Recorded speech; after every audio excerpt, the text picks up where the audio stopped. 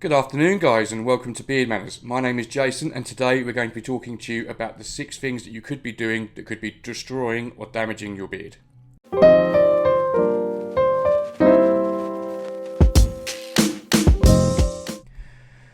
So starting on my list, number 1 is going to be washing. Now, washing obviously isn't going to damage your beard, but there are parts of washing that could be really causing lots of issues there if you're not careful and you're not doing things the right way. The first thing to remember is that you need to use the right kind of products. The reason that there's such a big market at the moment, in particular for beard wash, is because it's for the most part all natural and it doesn't contain things like sulfate and things like this that could be damaging your beard. Your beard doesn't need to receive quite as harsh a wash as perhaps the head on your hair does or the hair on your scalp. So it needs a gentler wash, almost more of a rinse. So with the natural products that don't particularly foam up or set up well, you don't need much of it. It's just to give your beard a light clean.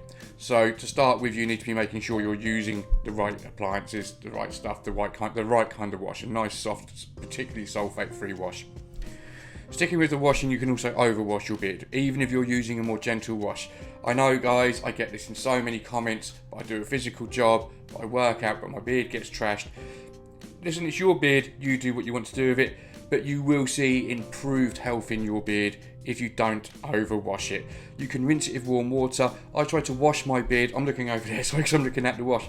I try to wash my beard twice a week. If it gets really grubby, then I'll add a third wash in. I will sometimes put water on there. I tend not to. I don't really need to. So washing twice a week has my beard feeling at its best.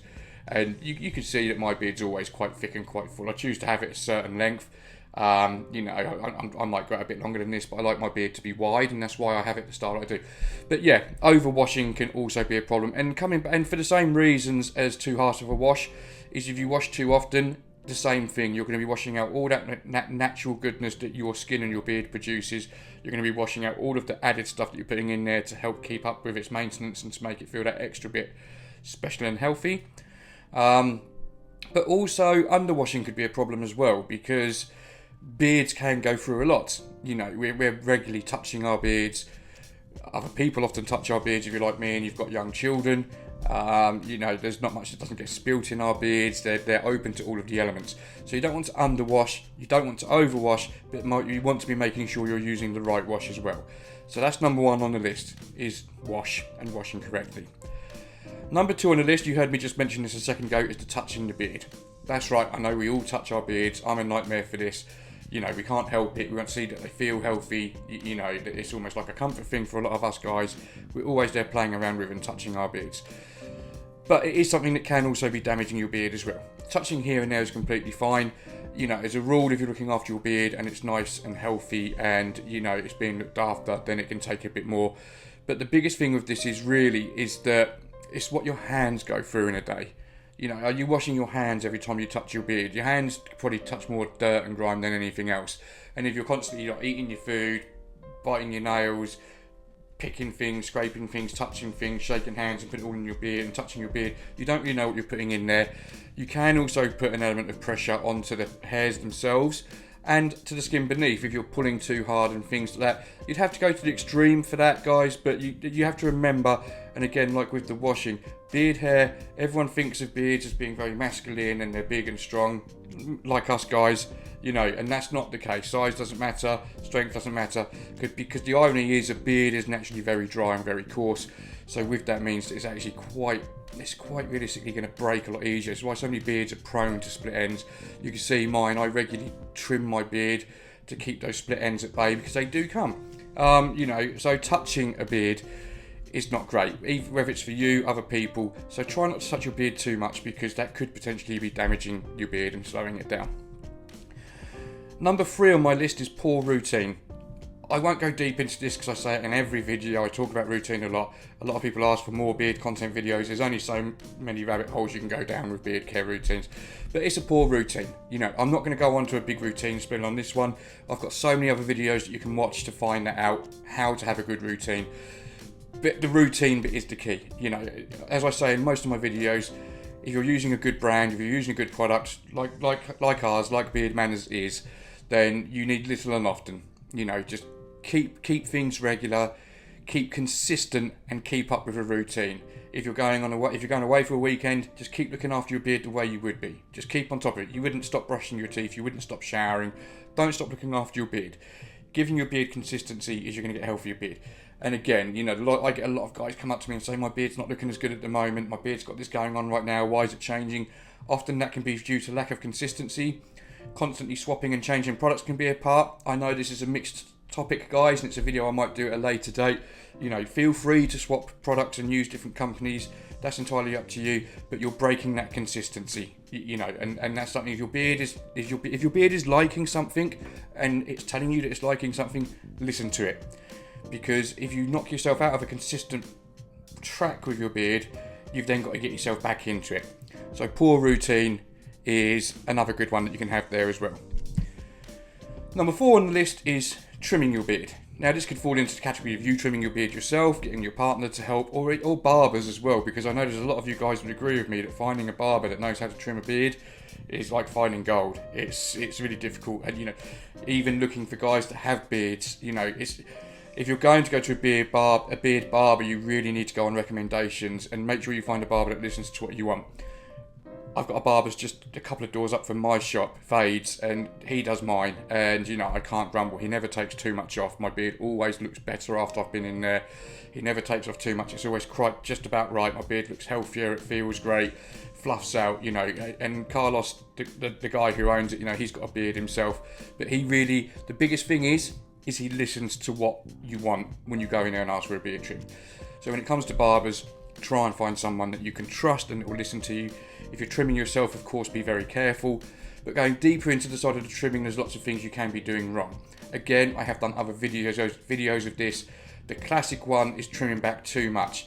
I have a lot of guys come into the shop and say, I want my beard to be as thick as yours, but my cheeks get to a certain stage where it pops out here and pops out there, so I graduate it. But a tip that I give a lot of people, I'm a very what's the word of this? I'm a very OCD sort of guy. I've watched brand owners that obviously watch my videos and are doing this because I've watched their beards transform as I've seen the videos. Cheeks is a classic thing. Grow your cheeks out. I'm not going to mix my beard up for you, but if you look at my beard now, I'm looking at myself on the laptop, guys, so I can see what I'm doing here, and I've done that on purpose. But you can see I haven't graduated my cheeks in.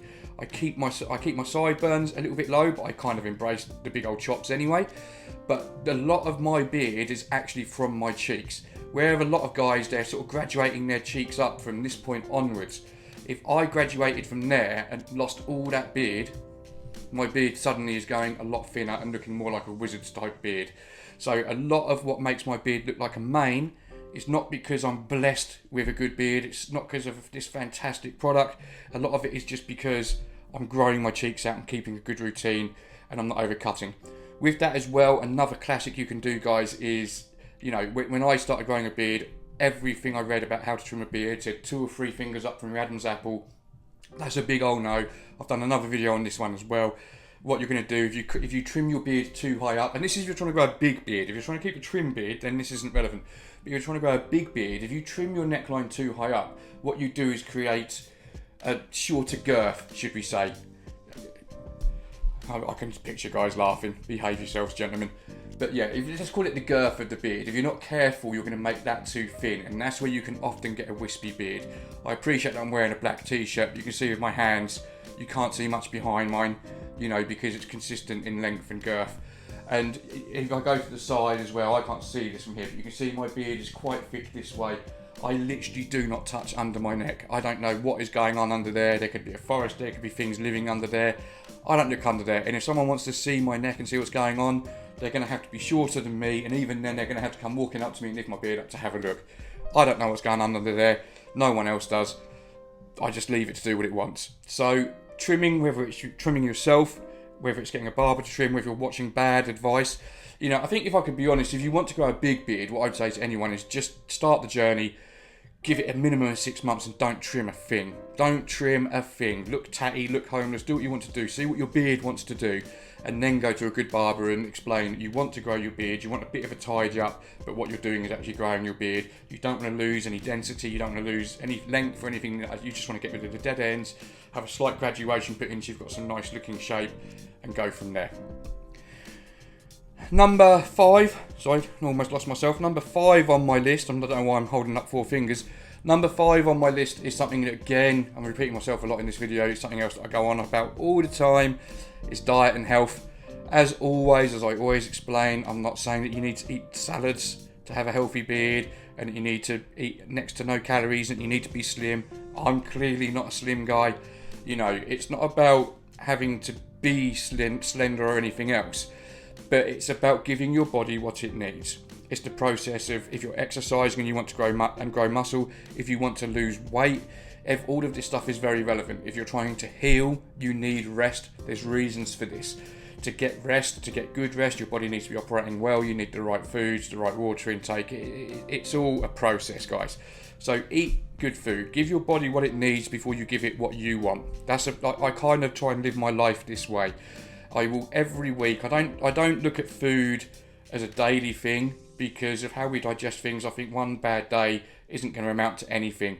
Judge your food patterns on a week or a monthly basis. If you're trying to calorie deficit, if you have a deficit over the course of a month, then you've got a deficit. It's hard. You're setting yourself hard targets to do things perfectly every single day, and it's why so many super healthy athletes out there and film stars and some of the people in the greatest physique do cheat days, because one day isn't going to make a difference to anything. Maybe that day you'll wake up and you've put on some calories, but as long as you're doing it all over the course of a longer time, and again, like I always say, consistency. So good diet, give your body what it needs before you give it what you want.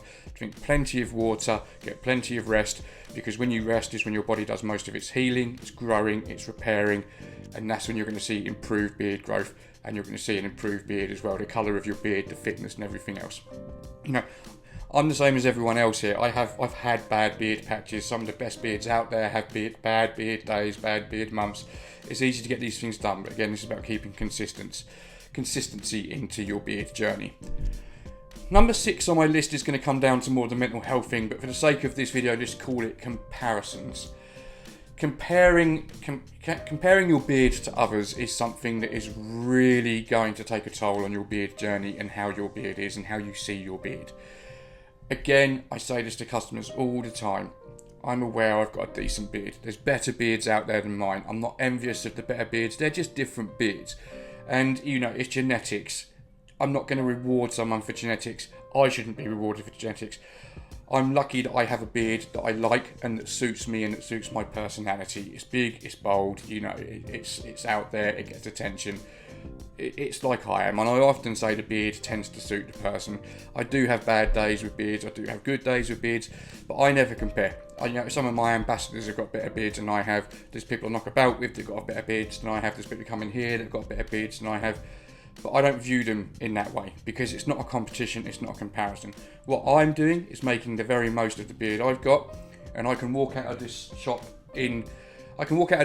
proudly. I can walk around the beard events with pride. I can walk around with confidence and think, even if someone's got a longer beard, a wider beard, a thicker beard, whatever they've got, I'm confident that I've never seen anyone with a healthier beard. And that's what it is to me. Anyone who knows me by now will know that I'm very big on big beards don't mean shit, guys. Big beards are nothing. Don't reward big beards. Healthy beards is where it's at. If you've got a short beard that's healthy as hell, full of colour, got a nice little shine to it, feels fantastic, looks strong as hell, that beard is far better than that big beard that's wavy, looks bad, feels ropey, do you know what I mean? So it's all about healthy beards, and that's where you've got to be careful with comparison. You know, be comfortable in your own skin, be comfortable with the beard you've got, because you can't change it. There's not a lot you can do about it. Just fully embrace the beard you've got. You can trim lines to get the best of the thicker areas of your beard if you like to. You can get certain shapes in there, you can make it unique. Just do whatever you've got to do to fully embrace your beard. So there is this video, guys. These are the 6 things that I think could, if you're not doing these right, or if you're overthinking these things, and if you're not doing things the way that we spoke about in the video, that you could be compromising your own beard. Hope this has been a good one, guys. I'm desperately trying to think of more content. I know I've recently done the poll in my community part of the website, of the YouTube, asking what people wanted to see, and about 88% wanted more beard content. Send me some ideas, guys, because the problem with this is it's hard to sort of every week, every 2 weeks, keep doing beard stuff that either hasn't been done already or that I'm not going in circles on it as well. So give me an idea of what you want to see, and obviously be realistic. Things about different style beards and things like that. Listen, I know I own a beard brand. but I'm not a cutter, I'm not a stylist, I'm there for the health of the beard. The shape, nothing else matters. It's the quality, it's the type of hair that I'm there to give advice on and opinions on and be an expert in. Styles and things, not so much. You throw things at me that you think that would entertain you, perhaps entertain others. I don't mind being challenged with it. You know, I'd like to think I'm a little bit more confident on these now, and I love that you guys are interacting and stuff because it's really, really helping. So, anyway, ping some more ideas at me as always. Please like the video, please subscribe because it all makes a massive difference. Share it as well, please, guys, because the more this stuff gets out there, the easier it is for me to do it and the more often I can do these things. And it's also about investing in the equipment to get better cameras, things like this, and just make it an overall better experience. Because all we're trying to do is help people get into the community that we all love and we're all a part of, and to give everyone as much help and advice as we can and to spread the word. Have a good week, guys. It's a short one this time. Well, I say it's a short one for most people. I worked the whole weekend. I'm going to be closed this weekend in the shop. I'll put some notices up as well. So any of you that were hoping to come down, unfortunately, I am closed. I'm taking one last family weekend away before the summer. So, you know, the shop won't be open, but online is always open. You can always order online. I hope to speak to you all soon, guys. Get those ideas across. Stay bearded, stay safe, and I'll catch you all soon.